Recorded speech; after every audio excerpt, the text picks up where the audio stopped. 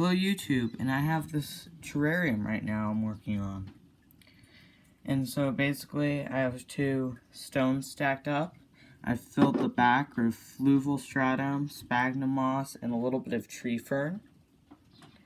And I have a lot of moss growing on here. I got a nice heartleaf fern and some more down here. A nice layer of moss and fern gamophytes. And I'm planning on it look like it's been here a really long time and the moss is just all growing in. So, yeah.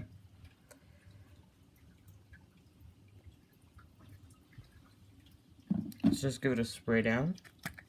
I've got distilled water here. And I really want this to stay humid. The dust moss has to in order for it to grow. See, I got it spread out all over here. I really miss this down.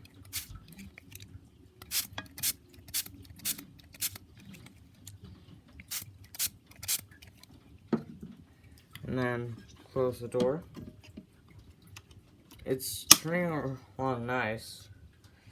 And I also have some more of the heartleaf fern down here. So yeah, I'm gonna be ordering some little triangle moss and it's getting here soon.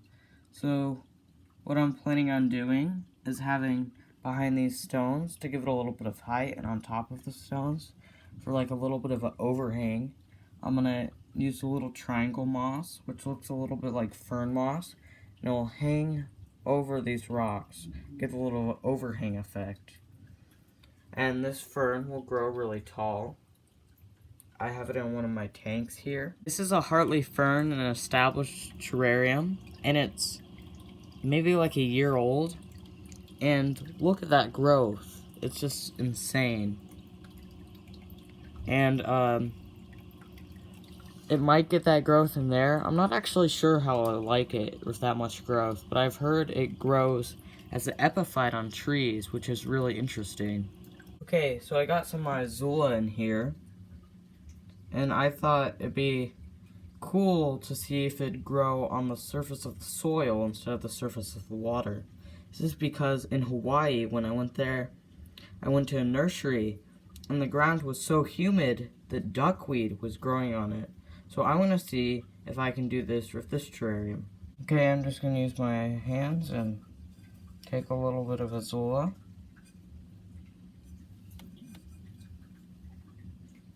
Next, I'm going to spread it on the ground, like this.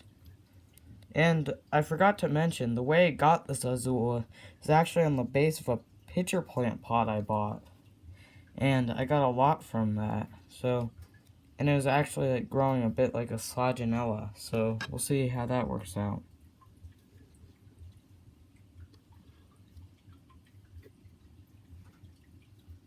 That looks kind of cool already. So, we'll see how it grows in, and I'll catch you in the next one. Thank you for watching.